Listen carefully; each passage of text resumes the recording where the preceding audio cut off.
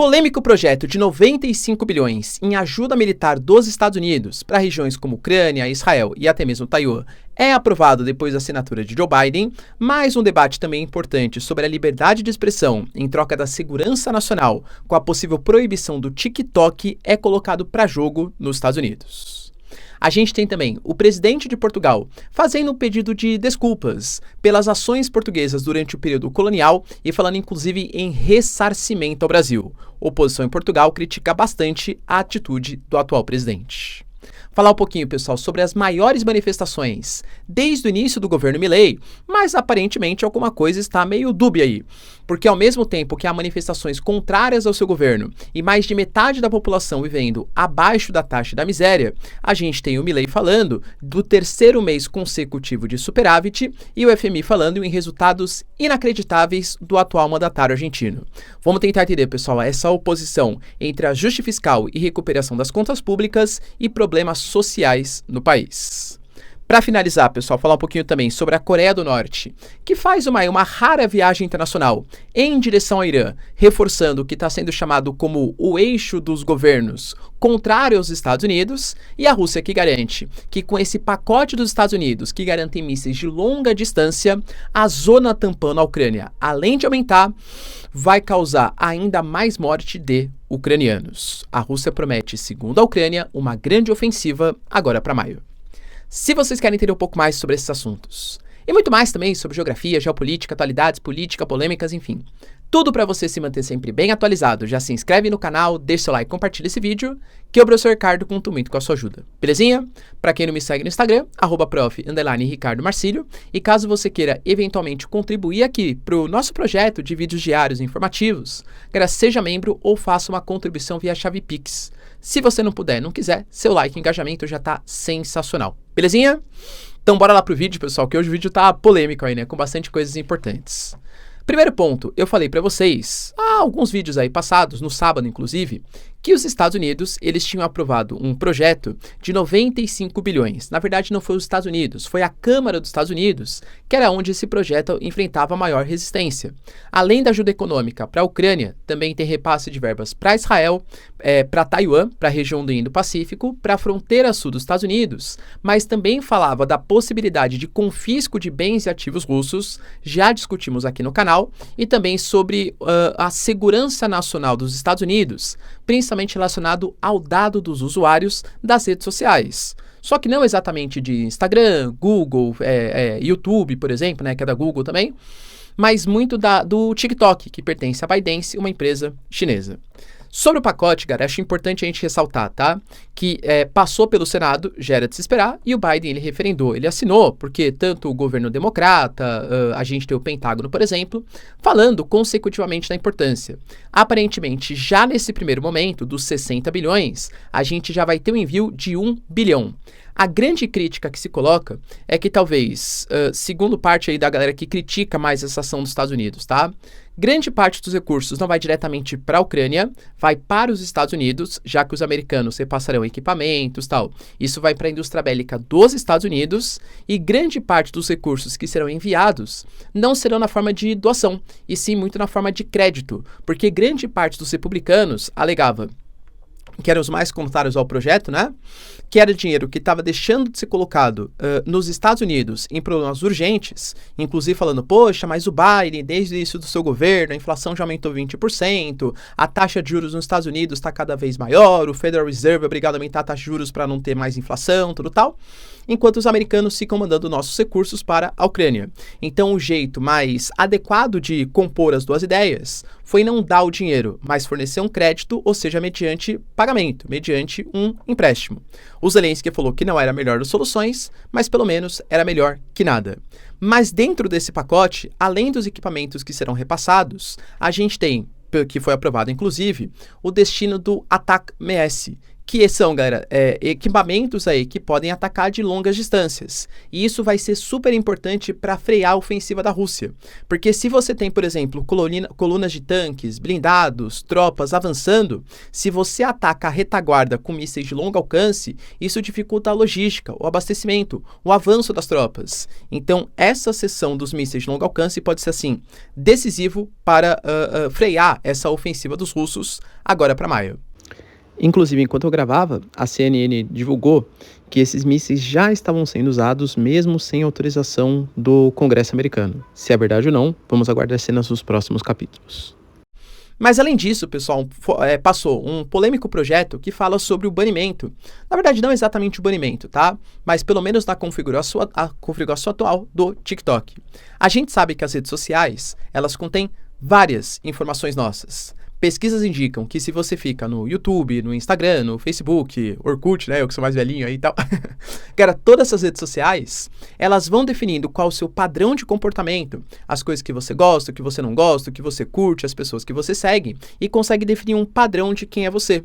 Isso pode ser utilizado para empresas, para geomarketing. Por exemplo, se eu sou um cara ficcionado em geografia, empresas que falem ali sobre venda de atlas, globos terrestres e coisa que valha, vão se interessar muito mais pelo meu perfil do que alguém que, sei lá, fale sobre, não sei, floricultura, que não é uma área que desperta tanto assim meu interesse. Mas esse dos males é o menor. Quando a gente pega, por exemplo, esse tipo de informação na mão de candidatos, na mão de países, isso pode influenciar o comportamento das pessoas, até acabar interferindo na própria democracia. E, cara, não é uma coisa assim, nossa, professor, mas será que isso vai acontecer? O próprio Mark Zuckerberg, que é do Facebook, né, da Meta, já falou que ele realizou experimentos sociais utilizando o algoritmo das suas plataformas. Então, esse é um dado importante. O país, a empresa que controla os dados, controla praticamente o ouro do século XXI para manipulação de comportamentos para fins políticos e também para fins comerciais. A grande preocupação dos Estados Unidos é que o TikTok pertence à ByteDance, que é uma empresa chinesa. Supostamente, a ByteDance teria capturado todas aquelas informações do seu celular, tá? Sabe quando você coloca ali, olha, permitir acesso às fotos, permitir acesso a não sei o que lá, ou então aparece um site, né? Ah, o site vai pegar os cookies, aí você vai lá, aperta assim, nem sabe o que é cookie, né? Mas aceita lá que o aplicativo tem acesso às suas informações. Cara, tudo isso está sendo cooptado. E segundo os Estados Unidos, esse monte de informação na mão da ByteDance, consecutivamente na China, pode colocar em risco a segurança nacional dos cidadãos americanos e do próprio Estados Unidos. Então, segundo a atual configuração, a ByteDance, ela tem 270 dias para vender para uma empresa americana ou para um empresário americano que não tem interferência com a China essa rede social como uma forma de segurança nacional. A grande questão é que os Estados Unidos, eles sempre tiveram muito forte a defesa, né? Pelo menos ali na teoria, de liberdade de expressão, pode falar o que quiser, os artigos constitucionais que garantem o direito de fala. A gente tem pessoas, por exemplo, como o Elon Musk, que se gaba por ser o grande defensor da liberdade de expressão, falando justamente isso, né? Poxa, o TikTok deveria continuar no país. Se você acha que ele não serve para você ou ele coloca em risco as suas informações, simplesmente não tenha esse aplicativo dentro do seu aparelho. Para os Estados Unidos, passou de 270 dias. O aplicativo não foi vendido para um detentor americano, ele vai ser excluído do Google, enfim, né, do Apple, dos sistemas ali, né, tanto da Apple quanto da Google, tal, do Android, para baixar e renovar ali, atualizar o aplicativo. E aí, pessoal, tá certo banir o TikTok dos Estados Unidos? Deixa aí nos comentários. Outra notícia importante está acerca do presidente de Portugal, que deu uma declaração bastante importante e também polêmica. Ele fez um meia-culpa, admitiu uma culpa de Portugal acerca de todos os demandos que foram praticados pelo país, principalmente no período colonial. Só que isso é um tabu para a sociedade portuguesa. Por quê? Porque, cara, toda nação, ela meio que conta uma história. Você vai criando os seus heróis para desenvolver um sentimento de defesa nacional, um sentimento de pertencimento, tal, né? Por exemplo, aqui no Brasil, a gente tem figuras como Tiradentes, Dom Pedro I, tal, que foram alçadas figuras de grandes heróis nacionais, pelo menos aí no imaginário popular, sendo que, claro, cada um tinha os seus defeitos, enfim, né? Foram figuras que foram construídas para o sentimento de pertencimento a uma nação. No caso de Portugal, o período mais áureo deles, o período mais forte deles como país, como potência, foi o período das grandes navegações, o período colonial. colonial. Então isso é tratado como um grande heroísmo português. Só que, claro, a gente tem também a parte negativa da coisa, que é principalmente a questão relacionada aos direitos humanos, né, que nem existiam na época. Mas a gente fala, por exemplo, da questão do nem posso falar as palavras, né, mas do tráfico de escravos, de africanos, o massacre de povos indígenas, de bens que foram saqueados de países africanos e também da América, aqui do Brasil, tá? E aí, o presidente ele resolveu tocar nesse ponto que é muito sensível para a população portuguesa. Falando abertamente, tá? Olha, ações que não foram punidas, que nós portugueses fizemos, responsáveis que não foram presos, bens que foram saqueados e não foram devolvidos, vamos ver como a gente vai conseguir reparar. Inclusive, para vocês terem uma noção, só da questão de tráfico de escravos, a gente fala de quase 6 milhões que foram feitos por Portugal. A grande questão é, pô, beleza, professor, e vai reparar como? A gente teve, por exemplo, parte do governo brasileiro até se reunindo, né, com membros do governo de Portugal para ficar discutindo medidas de reparação. Claro, prender as pessoas não dá mais, né? Todo mundo já morreu, claro, né? Desde aquele período. Mas a gente pode falar, por exemplo, de financiamento, por exemplo, a museus, financiamento a organismos, ONGs, que defendem a defesa dos povos negros, reivindicação de pautas de redução da desigualdade racial. Que a gente não sabe exatamente como que vai ser esse ressarcimento. Ou então, objetos brasileiros que foram do período colonial devolvidos para o Brasil. Cara, se for começar a mexer nisso, a gente pega a Inglaterra, não vai ter mais nada no museu deles, praticamente, né? Tô exagerando, mas é quase verdade. Então você pega vários museus ali europeus, tal, contém artefatos que foram dos países africanos, da Ásia, da América e por aí vai. Então é um tema sensível e existe inclusive a ideia de criar uma Corte Internacional de Justiça somente para as questões de rever esses pontos históricos, de fazer com que Portugal pague pelos seus erros do passado. Inclusive, a gente pensou, mas que, né, a gente teve, por exemplo, Paraguai, até mesmo falando isso, deputados paraguaios ano passado, aprovando como se fosse uma espécie de memorando ali, pedindo para que o Brasil arque com os custos da derrota da Guerra do Paraguai. Se bem que pode ser que eu esteja puxando um pouco a sardinha, né? Sou brasileiro, claro, mas vejo com olhos bem diferentes, né? Convenhamos que a Guerra do Paraguai, Solano Lopes aí que começou, né? Tá certo que os paraguaios foram destruídos e a gente derrotou aquela potência em ascensão que era o Paraguai. Mas convenhamos que são coisas bem diferentes, uma guerra do que um período de escravidão aí e de exploração colonial durante séculos. Só que o partido da oposição de Portugal, o Chega, que hoje tem 48 cadeiras, um partido mais nacionalista, um partido mais direita, reclamou disso, falando que as ações hoje de Portugal não tem nada a ver com as ações do passado e que, inclusive, trazer esse tema de volta é manchar a imagem portuguesa de uma nação superpoderosa durante o período das grandes navegações. Porque, de novo, cara, em livros escolares, em memórias que são construídas nos museus, na sociedade portuguesa, esse tema é praticamente um tabu. E aí, pessoal, será que Portugal deveria ressarcir, então, o Brasil e os demais povos africanos, países africanos? Deixa aí nos comentários. Outra notícia que mexeu bastante está ligado hoje com as principais, ou as maiores pelo menos, né, manifestações que aconteceram na Argentina. Os números, como aqui no Brasil também, eles são bastante dúbios. Enquanto você pega, por exemplo, o governo argentino falando de 150 mil manifestantes, em alguns organismos de pesquisa falam em até 1 milhão de manifestantes. Vamos fazer a média? Juro, tá? Eu não sei. A média vamos colocar uns 500 mil, tá? Independente se é 150, 500 mil, 1 milhão de manifestantes, é fato que manifestações foram grandes contra o governo de Javier Milei. Mas, ao mesmo tempo, Milei ele apresenta o terceiro mês consecutivo de superávit, a inflação mensal de março foi a menor dos últimos anos e pela primeira vez a gente teve 3 meses consecutivos, pela primeira vez desde 2008, tá? Um superávit econômico. Mas alguns dados sociais começam a ficar complicados. Como, por exemplo, a questão da pobreza na Argentina, que atinge 57,4% da população, estamos falando de 26 milhões de pessoas, dentre outras questões relacionadas a corte de subsídios, de energia, de combustível, relacionados a corte, por exemplo, de funcionários públicos. Por exemplo, um dado que mexe bastante é a queda de consumo da população argentina, que caiu também nos últimos meses. Entendo, né? Pra gente não deixar tão soltas as pontas aqui. O Milei, ele foi eleito com um programa mais liberal, depois de consecutivos governos mais de esquerda. Então, a Argentina, ela tinha como prática de governo subsídios econômicos, então o Estado ia lá para não deixar a energia, o combustível tão caro, pagava parte disso para a sociedade argentina, fazendo com que os preços não ficassem tão altos, ou se eles fossem ficar altos, menos altos do que poderiam ficar.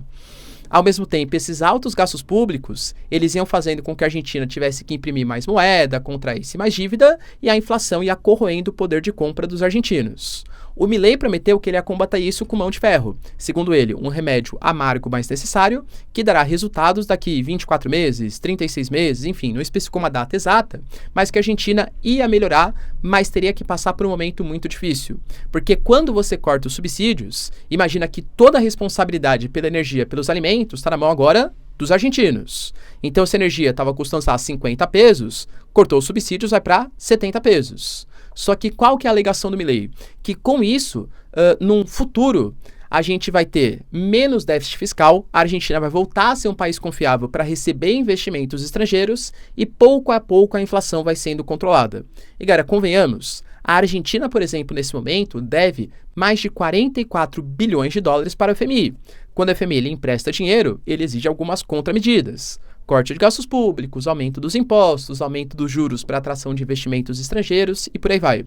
O FMI ele passa a controlar parte da soberania do seu país. O FMI falou que vê as medidas do governo Milei com bons olhos, que é, assim, segundo ele, está um sucesso as medidas do Milei, porque a gente teve uma queda dos juros de 80% já para 70%, a inflação anual que está em 287,9% em 12 meses, né? Mas foi em março só, entre aspas, de 11%, e como eu falei para vocês, o terceiro mês consecutivo de superávit primário. A grande questão é que, socialmente falando, a população está desassistida, quase 60% da população abaixo da linha da miséria. Então, será que esses mais pobres, agora que precisam, sei lá, de educação, saúde, transporte, moradia, etc., outras questões sociais, vão aguardar os 3 anos ou 3 anos e meio para a situação da Argentina começar a melhorar? Um dos pontos que mais pega, por exemplo, foi o corte que foi feito nas universidades públicas do país. Essas manifestações, elas tinham como pauta justamente isso, em defesa da universidade pública. Foram vários manifestantes saindo do Congresso argentino em direção à Praça del Mayo, alegando que o governo Milei vem acabando com o setor público do país. E aí, pessoal, eu falei para vocês, inclusive, tá? Se você pegar meus vídeos, lá no comecinho do governo Milei, eu falei, olha, a proposta de você tentar tornar a Argentina um país mais confiável fiscalmente parece um ponto interessante, mas com muito cuidado, porque se isso não for feito mantendo pelo menos algum tipo de auxílio social, responsabilidade fiscal, mas sem tantos prejuízos sociais, a pressão em cima de Javier Milei pode ficar tão grande que ele não consiga implementar o seu plano de longo prazo. Porque vamos imaginar que, por exemplo, o Milei faz todos esses cortes de gastos públicos, a Argentina começa a se recuperar fiscalmente, mas os resultados só vão aparecer daqui 5, 6 anos, por exemplo. Daqui 4 tem eleição. Vai ser muito fácil um governo que é contrário ao corte de gasto falar, tá vendo? O Milei fez esse monte de gasto público, mas só nos dados que isso melhora, só nos dados da inflação. Mas na sociedade argentina aqui, ó, tá passando fome, sem moradia, o consumo tá caindo, tal. Então vote num governo que vai aumentar os gastos públicos de novo. Vote num governo mais peronista. E aí, pessoal, Milei, tá indo no caminho certo ou não? E lembrando também, né? A esquerda reclama que mesmo com essas práticas que parecem boas economicamente, o resultado não virá em longo prazo, porque a melhor proposta pública é o Estado tomar as rédeas da economia para fazer obras públicas, geração de emprego e movimentação da economia. É uma dicotomia entre intervencionismo e liberalismo. De que lado você fica, pessoal? Milei, tá certo ou não? Deixa aí nos comentários. Para finalizar, pessoal, falar um pouquinho também sobre a delegação que a Coreia do Norte mandou em direção ao Irã. Eu acho importante a gente falar isso por quê? Porque a gente teve, essa semana inclusive, exercícios que fazem parte do chamado Freedom Shield entre Coreia do Sul e Estados Unidos, que são exercícios que tentam brecar, do ponto de vista espacial, inclusive, a Coreia do Norte. Testando, por exemplo, exercícios ali com centenas de aeronaves como fazer para os norte-coreanos não bloquearem sistema de GPS e como combater, por exemplo, as novas tecnologias norte-coreanas. Eu falei para vocês, por exemplo, que a Coreia do Norte, depois de visita ao Vladimir Putin, conseguiu lançar os satélites espiões, que, segundo a Coreia do Norte, já tiraram fotos de regiões altamente estratégicas de Guam, que pertence aos Estados Unidos, da Coreia do Sul, até mesmo como forma de provocação. A Coreia do Norte também fez ontem testes, por exemplo, de contra-ataque nuclear, segundo os norte-coreanos, e agora mandou uma comitiva para o Irã. O Irã, que faz parte de um grupo cada vez mais dessa polarização mundial, junto com Rússia, junto com China, junto também com alguns membros do Oriente Médio e agora com a Coreia do Norte. O Irã não é qualquer país. O Irã tem drones, tem mísseis de longo alcance, mísseis inclusive de alta capacidade e, segundo a própria IA, não é questão de meses, é questão de semanas até desenvolver a sua própria arma nuclear. Ou seja, mais um parceiro importante para os norte-coreanos depois da Rússia. E lembrando, pessoal, que o próprio Reino Unido falou, tá? Que o aumento dos seus gastos militares, agora para 2,5% do PIB, é para combater o que eles estão chamando de o novo eixo do mal, que são esses países mais aliados dos russos. A bipolaridade está voltando no mundo. E para finalizar, pessoal, a gente teve, como eu falei para vocês, a aprovação do pacote pelo Congresso, né, ou seja, pelo Senado e depois pelo Biden, de pelo menos, né, os seus 60 bilhões, mas inicialmente 1 bilhão diretamente para a Ucrânia.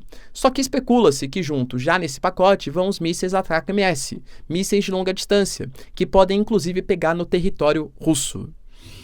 Também falei para vocês no vídeo de ontem, toma muito cuidado porque mandar equipamentos não é a mesma coisa que mandar, sei lá, um chaveiro. Você está falando ali de coisas que tem que ter uma logística muito importante, né? Geralmente, você tem que atravessar o Atlântico, aí vai lá para a Europa, passa pela Polônia, que é a porta de entrada, para entrar na Ucrânia e torcer para os russos não perceberem, para os equipamentos não serem totalmente destruídos. Isso deve demorar de 3 a 4 semanas. A gente percebe que a Rússia vem acelerando seus ataques para pegar uma Ucrânia que hoje está mais frágil e que deve estar daqui 3, 4 semanas cada vez mais forte com esse pacote dos Estados Unidos. É fato, tá? O próprio Budanov, que é o chefe da inteligência, falou sobre isso. Mesmo assim, o Peskov garantiu que a situação no campo de batalha é clara e que essa ajuda não muda a situação. Mas garantiu também que a cessão de mísseis de longo alcance pode fazer com que a Ucrânia mude um pouco o seu paradigma na guerra. Por quê? A Rússia fala bastante de criação de uma zona tampão. O que seria uma zona tampão? Uma zona desmilitarizada, sem atuação dos ucranianos. Não necessariamente russa, mas sem exército da Ucrânia, que tropas ucranianas não possam chegar naquele território. Professor, por quê? Para impedir que as áreas que são russas, ou que a Rússia considera que é da Rússia, não sejam atacadas. A grande questão é que ele falou que essa zona tampão vai aumentar. O que será que ele considera como zona tampão? O que era a Rússia antes da invasão à Crimeia, lá em 2013? Ou a Rússia hoje? Porque hoje a Rússia considera que Kherson, Lugansk, Donetsk, Zaporizhia, a Crimeia, tudo pertence à Rússia. Se for criar uma zona tampão dessas áreas invadidas pela Rússia, cara, a gente pega, né, depende do tamanho da área tampão, vai ser quase a Ucrânia como um todo. Será que esse é o grande objetivo dos russos? Mas, enfim, segundo a Rússia, uma ofensiva deve avançar bastante agora em maio, lembrando que maio é o meio da primavera, quando os campos começam a secar pela falta de chuvas e pelo sol, pelo aumento das temperaturas, facilitando a passagem de tropas e blindados e tanques. Os próximos dias, próximas semanas devem ser decisivas para os ucranianos. Beleza, pessoal? Deu para entender os principais acontecimentos? Se vocês curtiram o vídeo, então, já deixa seu like, se inscreve no canal. Tamo junto, beijos, abraços e tchau, tchau.